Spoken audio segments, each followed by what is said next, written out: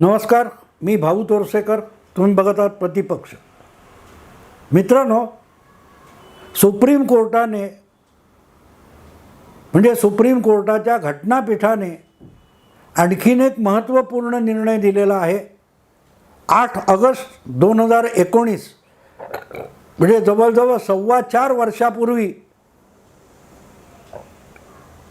जो प्रस्ताव लोकसभा आणि राज्यसभा या दोन्ही सभागृहामध्ये गृहमंत्री अमित शाह यांनी मोदी सरकारच्या वतीने संमत करून घेतला आणि 70 वर्षापासून काश्मीर नावाची जी बिमारी या देशाला सतावत होती त्याच्यावर कायमस्वरूपी उपाय केला. 370 कलम घटनेतलं आणि 35A कलम हे कायमचं रद्दबातल करून टाकलं. त्याला सुप्रीम कोर्टामध्ये आव्हान देणाऱ्या ज्या 100-200 याचिका करण्यात आल्या होत्या त्या याचिकांची एकत्र सुनावणी मुख्य सरन्यायाधीश धनंजय चंद्रचूड यांच्या नेतृत्वाखालच्या घटनापीठामध्ये दीर्घकाळ चालू होती. त्याची सुनावणी आधीच संपली होती आणि त्याचा सोमवारी निकाल देण्यात आला आणि त्या निकालानंतर 370 आणि 35A हटवणं ही अतिशय योग्य अशी कृती आहे. घटनात्मक आणि कायदेशीर पातळीवर त्याला अवैध ठरवण्याचा किंवा त्यावर चर्चा करण्याचा प्रसंगच येत नाही, गरजच नाही, याचा निर्वाळा देऊन टाकला. त्यामुळे 370 हटवणं आणि कायमस्वरूपी जम्मू काश्मीरला भारताचं एक राज्य करून टाकणं हा निर्णय बरोबर असल्याचा निर्वाळा घटनापीठाने दिलेला आहे आणि त्याची भरपूर चर्चा झाली आहे. मी आता त्याच्या तपशिलात जाणार नाही, पण घटनापीठाने जो निर्णय दिलेला आहे त्याच्या अनुषंगाने ज्या इतर गोष्टी आलेल्या आहेत त्यावर चर्चा करणं मला जरूर वाटतं. यापैकी एक गोष्ट अशी आहे की हे 370 जम्मू काश्मीरला विशेष दर्जा देण्यासाठी घुसवण्यात आलं होतं. त्याची गरज नव्हती आणि ती कायमची डोकेदुखी पहिले पंतप्रधान जवाहरलाल नेहरू यांनी देशाच्या माथी मारली होती. पाऊण शतक उलटलं आणि खुद्द नेहरूंना जाऊनसुद्धा जवळजवळ 6 दशकापेक्षा अधिक काळ लोटला तरी त्या दुखण्यातून या खंडप्राय देशाला बाहेर पडता येत नव्हतं. त्यातून अमित शाह यांनी या देशाला मुक्ती दिलेली आहे. त्याच्यावर आता सुप्रीम कोर्टातच शिक्कामोर्तब झाल्यामुळे तो विषय संपलेला आहे. अर्थात तो विषय संपणारच होता आणि सुप्रीम कोर्टात असली याचिका दाखल करणाऱ्यांचा पराभव होणारच होता हे तो युक्तिवाद करणाऱ्यांना सुद्धा माहिती होतं. कारण असे मोदी सरकारच्या विरोधात बारीक सारीक खटले घेऊन याचिका घेऊन सतत सुप्रीम कोर्टात गेली 10 वर्ष धावणारे माजी केंद्रीय मंत्री कपिल पाटील, आपला कपिल सिब्बल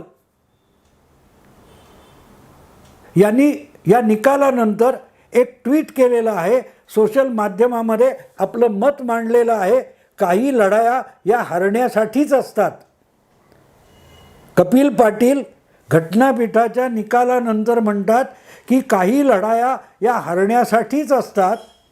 हे मतप्रदर्शन करताना आपण घटनापीठाच्या निकालाबद्दल बोलतोय हे कपिल सिब्बल यांच्या डोक्यात स्पष्ट होतं. म्हणजेच या सगळ्या याचिकांवर जी सुनावणी चालू होती त्यामध्ये सर्वाधिक लंबे चौडे युक्तिवाद करणारे आघाडीचे वकील कपिल सिब्बल होते आणि ते जो युक्तिवाद करत होते तो सगळा पराभूत होणारा आहे. ही लढाई आपण हरण्यासाठी लढतोय हे कपिल सिब्बल यांनासुद्धा माहिती होतं. मग असा प्रश्न पडतो की ते ती लढाई लढत का होते. मित्रांनो, लढाई जिंकण्यासाठी लढायची असते, हरण्यासाठी लढायची नसते. एवढं सुद्धा ज्या माणसाला माहिती नाही आहे तो आपण ही लढाई हरण्यासाठी लढत होतो याची जाहीर कबुली देतो तेव्हा तो किती पराभूत मानसिकतेमध्ये गाळात अडकलेला आहे हे तुमच्या लक्षात येईल. आपण लढाई हरलेलो आहोत. आपण जिंकण्याची सुतराम शक्यता नाही याची खुद्द सिब्बल यांना खात्री आहे. आणि सिब्बल असे अनेक खटले लढत आहेत आणि त्या प्रत्येक लढाईमध्ये त्यांच्या पदरी फक्त पराभवच येतोय. मग ती लढाई दुभंगलेल्या शिवसेनेला निवडणूक आयोगामध्ये वाचवण्याची असो किंवा सुप्रीम कोर्टात एकनाथ शिंदे यांना अपात्र ठरवण्याची लढाई असो, प्रत्येक ठिकाणी प्रदीर्घ युक्तिवाद, दिवसेंदिवस, तासनतास कपिल पाटील यांनी लंबे चौडे युक्तिवाद केलेले आहेत. पण तो प्रत्येक युक्तिवाद त्यांना पराभूतच करून गेलेला आहे.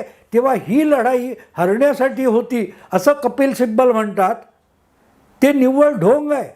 आपण लढतोय त्या सगळ्या लढाया या हरण्यासाठी आहेत याची ती कबुली आहे. आणि त्यामुळे आपण एक शिक्कामोर्तब करू शकतो की या पुढच्या काळात कपिल सिब्बल हे जे जे खटले लढत आहेत त्यात त्यांच्या वाट्याला फक्त पराभव येणार आहे त्याची कबुली त्यांनी देऊन टाकलेली आहे.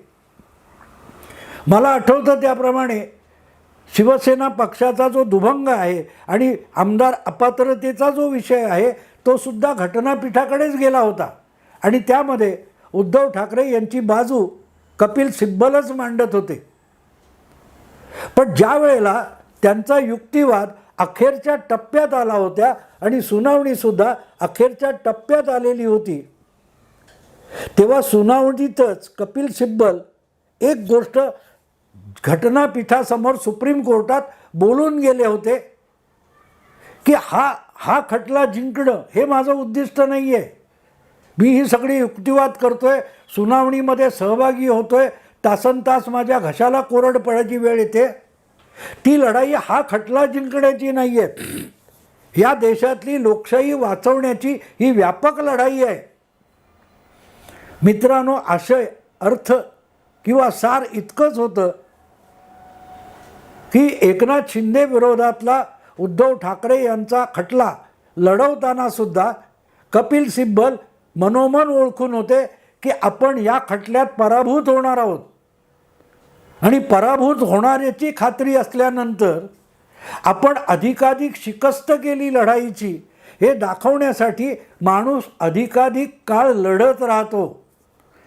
लढाईची शिकस्त झाली असं म्हणतात ना, तसं जास्तीत जास्त वेळ युक्तिवाद करायचे, अकारण युक्तिवाद लांबवत न्यायचे, बादरायण संबंध जोडून नको नको ती प्रकरणं सुनावणीत आणायची, ही जी काही स्टाईल आहे कपिल सिब्बलांची त्याचा हा परिपाक आहे.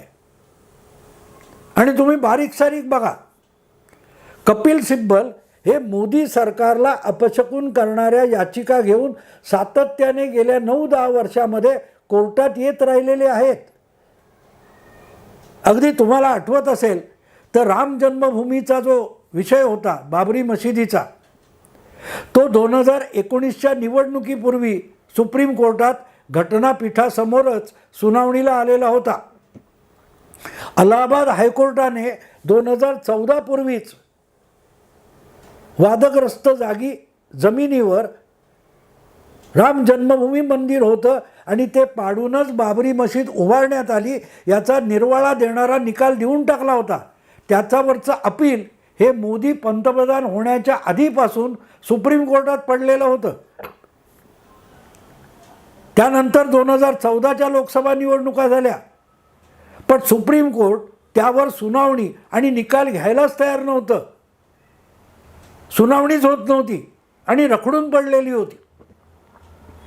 अशा वेळेला मला वाटते 2017 किंवा 18 साली ज्या वेळेला सुप्रीम कोर्टाने राम जन्मभूमीचा विषय सुनावणीसाठी घेतला तेव्हा कपिल सिब्बल काय म्हणाले होते, आता लगेच लोकसभेच्या निवडणुका 2019च्या येत आहेत आणि आत्ता याविषयी या किंवा त्या बाजूने जरी निकाल झाला तरी त्याचा लोकसभेच्या निवडणुकीवर आणि जनमतावर परिणाम होईल, म्हणून निवडणुका संपेपर्यंत या विषयावर सुनावणी होऊ नये. हे कधीची गोष्ट आहे, मला वाटतं 2018 मधली आहे.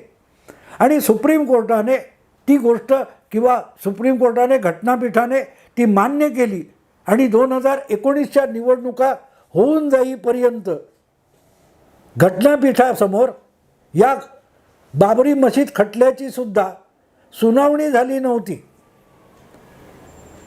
पण गंमत अशी आहे की त्याच्या आधीच जर ती सुनावणी झाली असती आणि आत्ता नंतर झाला तसा तो निकाल आला असता आणि बाबरीच्या जागी राम जन्मभूमी मंदिर होतं हे स्पष्ट झालं असतं तर 2019च्या निवडणुकीत मोदींचा आणखीन मोठा विजय झाला असता.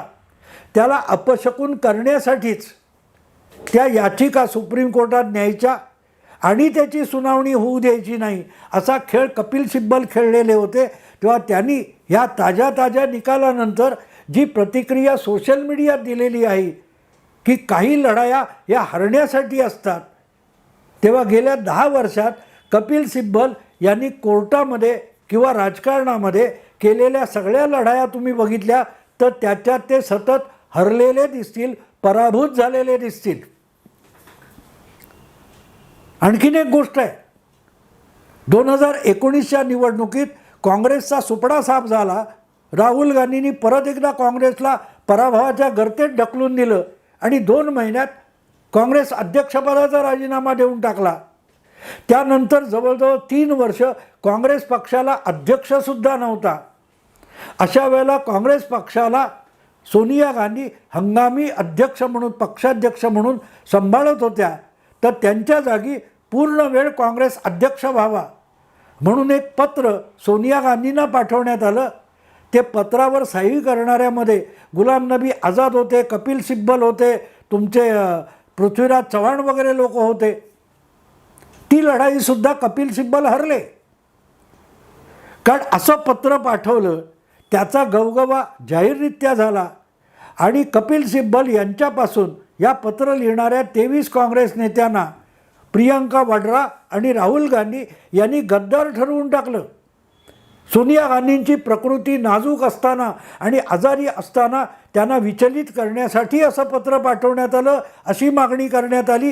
ही मागणी करणारे हे भाजपचे हस्तक आहेत असा आरोप राहुल गांधींनी केला होता आणि ती लढाईसुद्धा कपिल सिब्बल हरले.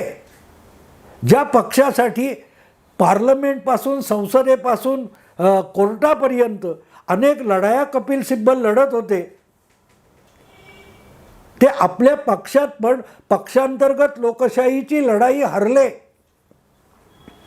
जे कपिल सिब्बल उद्धव ठाकरे, एकनाथ शिंदे यांच्या विषयाच्या खटल्यामध्ये आपण लोकशाही वाचवण्यासाठी देशातली लढतोय असं म्हणतात, ते आपल्याच स्वतःच्या पक्षामध्ये जिथे दीर्घकाळ पक्ष कार्यकर्ता किंवा नेता म्हणून काम केलं, मंत्रीपद भोगलं, त्या पक्षात सुद्धा लोकशाहीची लढाई हरलेले होते. त्यांची मागणी सोपी होती, पक्षाला पूर्णवेळ अध्यक्ष मिळावा. त्यांनी असंही म्हटलं नव्हतं की बिगर गांधी परिवाराच्या बाहेरचा कोणी अध्यक्ष बनवा अशीही मागणी केली नव्हती. पण तरीही ज्या राहुल गांधी सोनिया गांधींना नॅशनल हेराल्ड केसमधून सोडवण्याचा आटापिटा कपिल सिब्बलनी केला, त्यांनाच गद्दार ठरवून सोनिया गांधी राहुल गांधींनी काँग्रेस सोडून पळण्याची वेळ आणली. याला पोएटिक जस्टिस, काव्यमय न्याय म्हणतात. सतत खोटं करणाऱ्याला कधीतरी सत्य असं समोर येऊन भेटतं की डोक्यावर पडून कपाळ मोक्ष होतं. तसं कपिल सिब्बल यांना काँग्रेस सोडून पळ काढावा लागला. अखिलेशचे पाय धरून राज्यसभेत परत एकदा सदस्यत्व मिळवावं लागलं आणि ते कपिल सिब्बल मुंबईतल्या इंडी अलायन्सच्या बैठकीला आले तर राहुल गांधींपासून काँग्रेसच्या नेत्यांनी आपल्या या कपिल सिब्बल नामक जुन्या सहकार्याला बघून नाकं मुरडली होती. असो, कपिल सिब्बल आपली सगळी राजकारणातली लढाई कोर्टात घेऊन येतात. त्याच्यावर सुद्धा या घटनापीठाच्या काय त्या निकालामध्ये आणि निर्णय प्रक्रियेमध्ये शेरे मारण्यात आले, ताशेरे मारण्यात आले.